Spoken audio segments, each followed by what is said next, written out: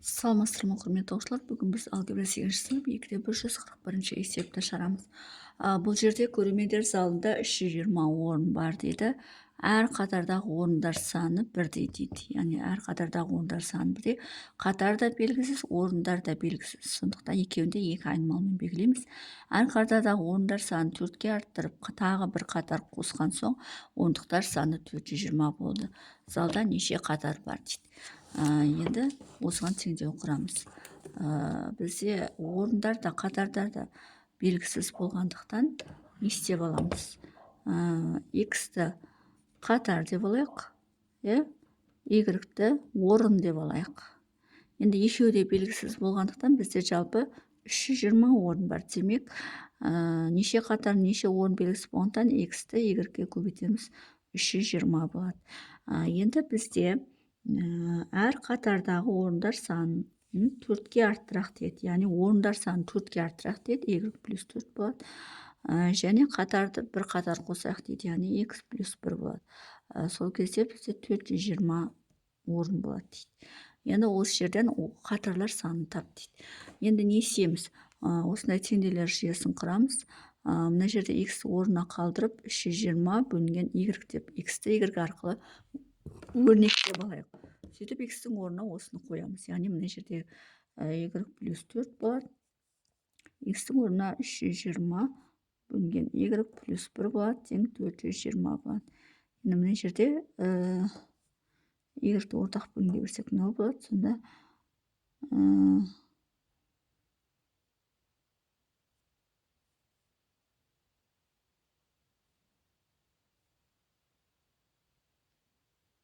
алым бөлек көбейтіп, бөлім бөлек.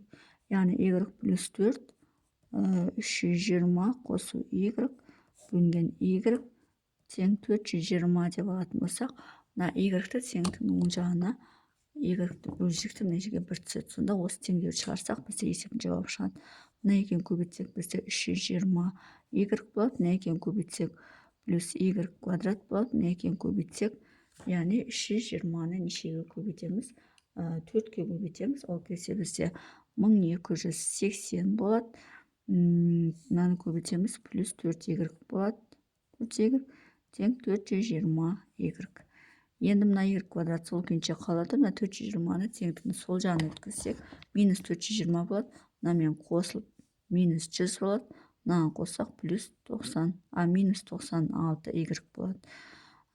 Плюс 1280 болады, тең 0 болады. Енді Y1 дискриминант арқылы шығарамыз, яғни 96-ны 96-ға көбейтеміз. Ол бізде 9216 болады. Минус 4-ті көбейтеміз 1280-ге.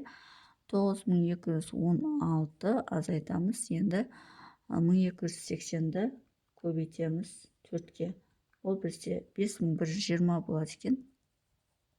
1280-ді бөлеміз, көбейтеміз 4-ке, 5120 болады.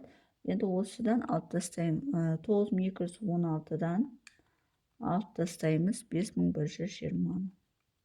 Ол кезде бізде 4096 болады екен. Ол бізде ненің түбірі? 64-тің түбірі екен. 64-тің түбірі. Енді Y1, Y2-ні осы жерден таба салайық. Мынаның алды минус болғандықтан мына жер плюс 96 плюс минус 64 бөлінген 2. Енді 2 жауап шығады. Енді 96-ға 64-ті қосамыз, 160 болады. 82-ге бөлсек 80 болады. 96-дан алып тастаймыз 64-ті, 32 болады. 32-ні 2-ге бөлсек 16 болады. Сонда бізде Y-те отырғанымыз 16 орын дейді. Мынаны аламыз. Өткені 80-ді алсақ көбейіп кететін секілді. 16-ны аламыз. Дұрыс жауапқа сол келетін секілді. Енді 16 орын болса, онда X-іміз 320-ны 16-ға бөлеміз. Сөйтіп X-ті табамыз, қатарды табамыз. 320-ны бөлеміз 16-ға. 20 қатар болады екен. Бұл бастапқыда 20 қатар 16 орын болғанда бізде барлығы 320 болған.